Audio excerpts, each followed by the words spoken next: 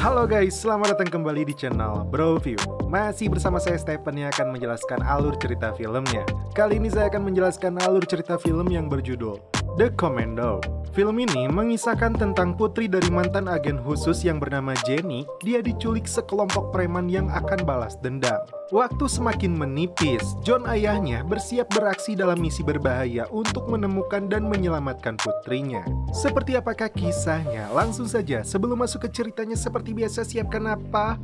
Ya tentunya Kopai dan Udbray untuk menemani kalian dalam menonton alur cerita film ini. Dan sekarang kita masuk intro.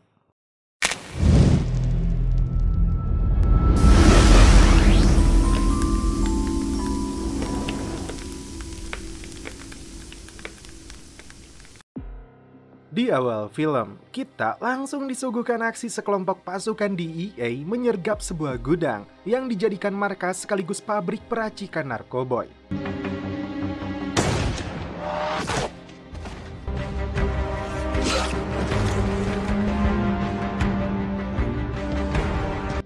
Komandan DEA yang memimpin pasukan ini bernama James Baker.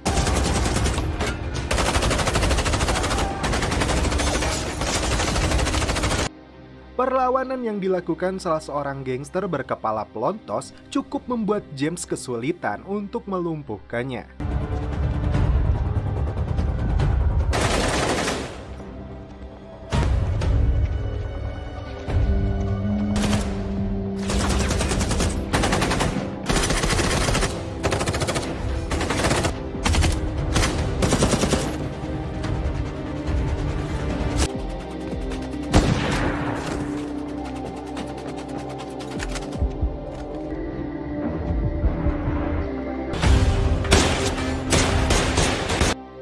Setelah James membuatnya terpojok, si botak akhirnya menyerahkan diri, namun tiba-tiba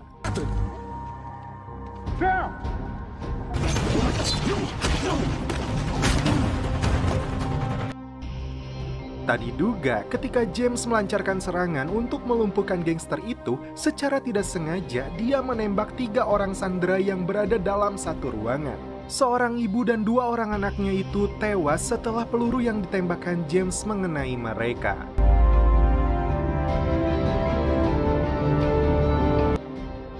Singkat cerita, setelah dilakukan penyelidikan dan investigasi, James diberi skors dari pekerjaannya sebagai komandan DEA. James pulang ke rumahnya yang berada di wilayah terpencil.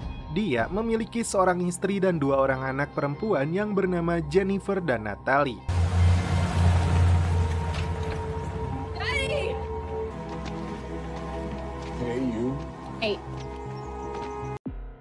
Scene berpindah lagi ke sebuah penjara.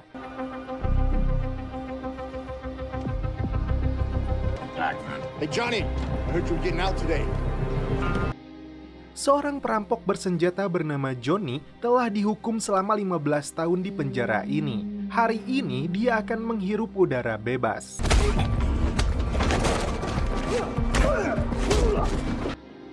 Musuh Johnny yang berada dalam penjara yang sama datang membawa pisau karena urusan mereka yang belum kelar. Sebelum mereka menyerang, dengan mudah Johnny melumpuhkannya. Terungkap, Johnny kala itu membunuh seorang pria dalam perampokannya. Ternyata dia bukan orang biasa, namun dia adalah mantan marinir yang pernah menerima penghargaan Silver Star dan 2 Purple Hearts selama bertugas di Afghanistan dan Irak. Selama berada di rumahnya, James selalu dihantui halusinasi dan kejadian buruk dari penembakan itu. Akibatnya, James mengalami gangguan mental dan psikologis. Sebagai bentuk rasa sayang untuk kedua orang tuanya, Jennifer dan Natalie memberikan hadiah tiket penginapan untuk orang tuanya. Di sisi lain, Johnny dijemput oleh kedua saudaranya yang bernama Dominic dan Domino. Terungkap, uang hasil rampokan Johnny 15 tahun lalu itu disembunyikan di sebuah lokasi dan tidak ada satu orang pun yang tahu, termasuk kedua saudaranya ini. Uang-uang itu disembunyikan di dalam lantai dan dinding rumah lama mereka. Dan rumah itu nyatanya telah dibeli oleh James Baker dan keluarganya. Menurut Johnny, yang paling berharga baginya adalah cincin peninggalan istrinya. Dan rupanya, kedua anak James itu secara tidak sengaja menemukan tempat persembunyian uangnya tanpa memberitahukan kepada orang tuanya. Nah, dari uang inilah mereka membelikan tiket penginapan. Berkumpul dengan saudaranya satu lagi yang bernama Doremi, mereka akan menjalankan rencana untuk mengambil kembali uang hasil rampokan itu dari rumah James. Doremi yang mengawasi rumah tersebut menemukan 4 orang yang berada di dalamnya. Mereka tidak akan bergerak sampai situasi dalam rumah itu dianggap aman. Johnny menugaskan mereka untuk mengambil uangnya saat rumah itu kosong. Namun mereka bertiga sepertinya tidak sabar.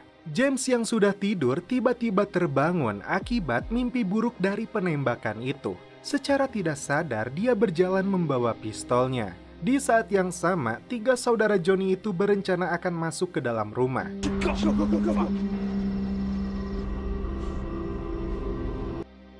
Mereka menyangka James sedang menodongkan senjata ke arah mereka dan menembakkannya. Namun, James baru tersadar setelah senjata itu meletus. 3 saudara Johnny seketika lari ketakutan. Gangguan mental yang dialami James membuatnya harus berkonsultasi dengan seorang psikolog. Esok hari, rekan James yang bernama Sebastian datang menjenguknya. Melalui sambungan video call, psikolog menyarankan kepada James untuk belajar melupakan kesalahan dan fokus kepada hal-hal yang lebih nyata yang berada di sekelilingnya. Dominic sepertinya terkejut saat mengetahui orang yang tinggal di rumah lama mereka adalah agen DEA. Dia langsung memberitahu Johnny tentang kendala ini. Seorang sheriff bernama Alex yang bertugas di kota ini rupanya teman lama Johnny. Dijanjikan uang $60.000, Johnny meminta bantuan Alex untuk misinya ini. Esok hari, James dipanggil ke kantor sheriff. Well, I got a warrant here with your name on it. Dari surat palsu yang dibuat oleh sheriff ini, James dianggap telah mengganggu keamanan.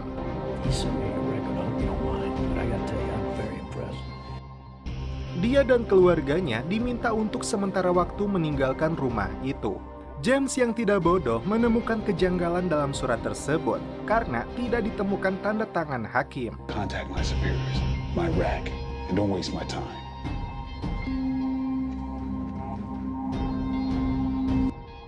Gagal dengan tugasnya, Alex kembali menghubungi Johnny. James dan istrinya mengikuti keinginan Jennifer dan Natalie untuk pergi berlibur dan mencetak adik lagi untuk mereka.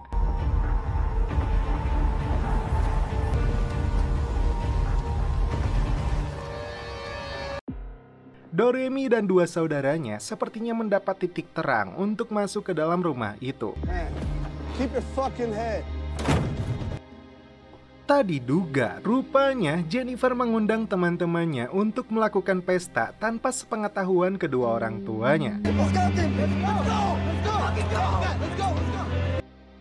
3 saudara Johnny itu kembali kesal karena misi mereka harus kembali tertunda.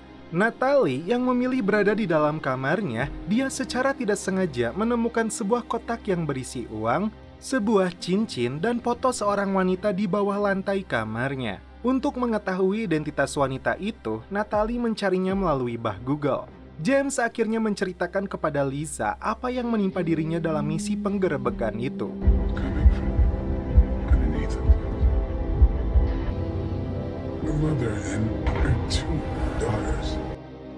Selama ini dia tidak kuasa untuk memberitahunya. It's not your fault. Kembali ke Natalie, dia berhasil mendapatkan informasi tentang perampokan yang terjadi 15 tahun lalu.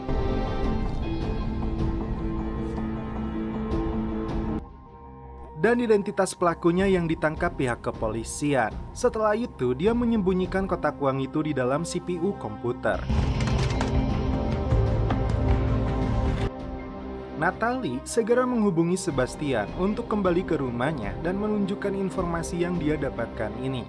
Sementara itu, ketiga perampok ini masih berdiam diri di dalam mobilnya menunggu saat yang tepat. Sebastian yang sudah melihat kotak itu meminta Natalie menyimpannya kembali. Have you told anyone else?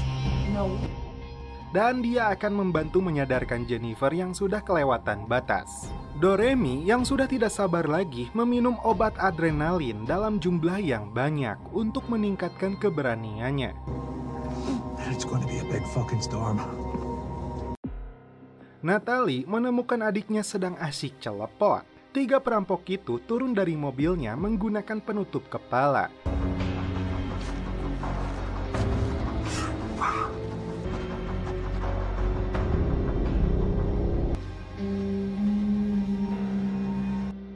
Dua orang yang sedang asoy di dalam mobil langsung mereka habisi. The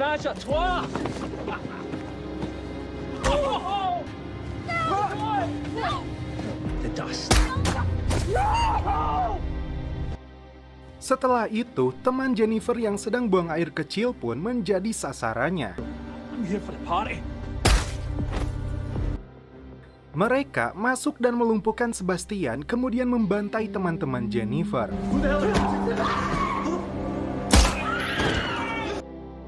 Natalie yang berada di atas kemudian lari dan bersembunyi di dalam kolong kasur. Dia berusaha menghubungi ayahnya untuk meminta pertolongan. Namun karena sinyal yang lemah, suaranya tidak terdengar dengan baik. Hello? Situasi semakin mencekam. Natalie begitu ketakutan. Here you are. Doremi langsung menyeret Natalie yang sedang bersembunyi di bawah kasur. Saat James mendapatkan sinyal, dia mendengar suara Natalie sedang ketakutan dan meminta pertolongan kepadanya. Sesaat dia merasa apakah ini halusinasinya kembali atau benar-benar nyata bahwa anaknya membutuhkan bantuan. Lisa memastikan anaknya sedang dalam bahaya dan mereka pun segera putar balik.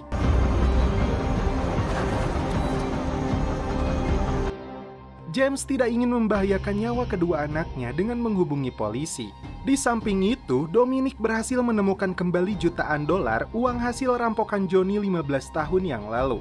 Mereka kemudian menemukan cincin milik mendiang istri Johnny yang sebenarnya disembunyikan oleh Natalie. Dominic kembali menemukan uang yang disembunyikan di dalam dinding. Sementara itu, Sebastian yang ditawan oleh mereka berusaha membebaskan diri.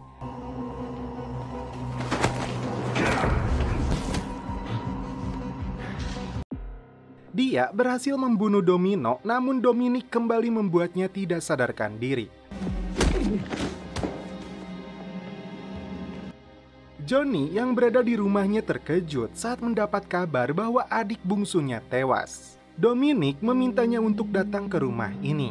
Di waktu yang sama, terlihat sebuah pertarungan gaya liar antar anggota gangster motor. Go, motherfucker.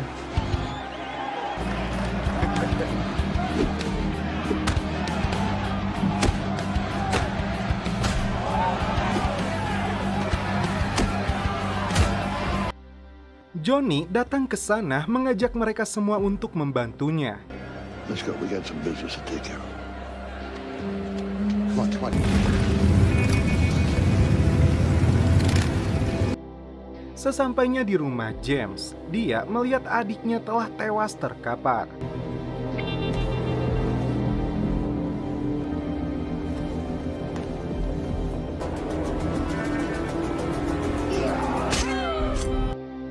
Sebagai bentuk balas dendamnya, dia menusuk Sebastian beberapa kali hingga tewas. Dengan polontongnya, dia menghubungi James untuk datang menghadapinya. The deal. You walk away right now, and I won't kill you. Komandan DEA ini tidak akan membiarkan para perampok sadis dan anggota gangster itu menyentuh kedua putrinya. Natalie memberikan cincin dan kotak uang yang dia sembunyikan di dalam CPU kepada Johnny.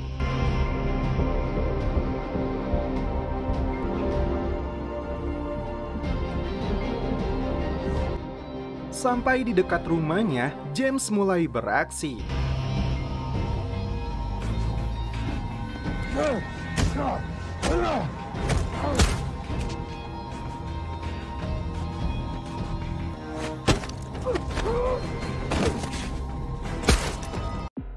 Satu persatu dari komplotan Johnny itu berhasil dia habisi.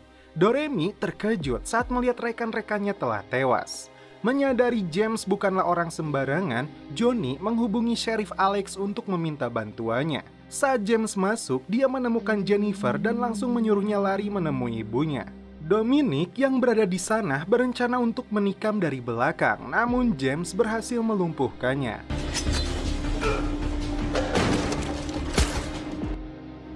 Baku hantam selanjutnya terjadi antara James dan petarung ini.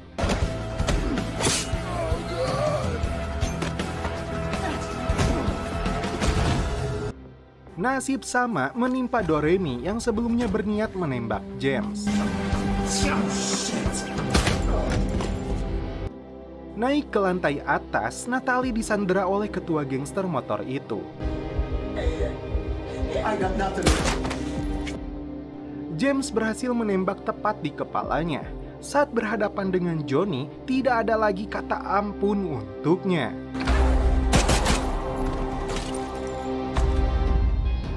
Some big bullets me satisfied.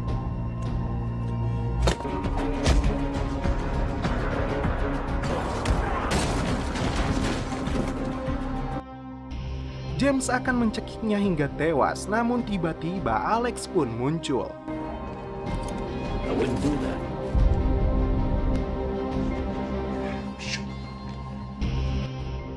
James berhasil mengecoh Alex untuk membunuh Johnny dan membagi uang tersebut.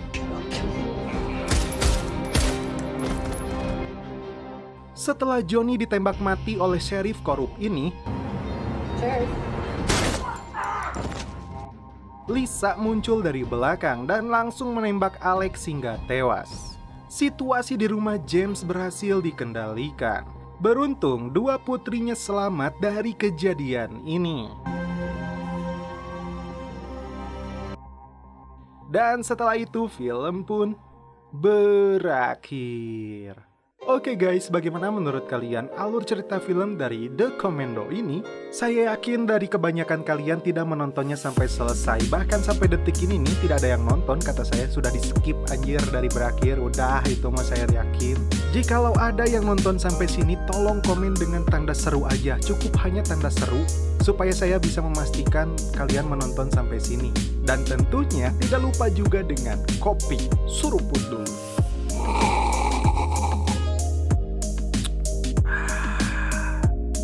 Mantap. Oke guys, cukup sekian alur cerita film ini. Salam penutup seperti biasa dari kami. Mohon maaf bila ada kata-kata yang kurang berkenan di hati kalian. Mohon dimaafkan ya. Salam perfilman duniawi. Keep enjoy.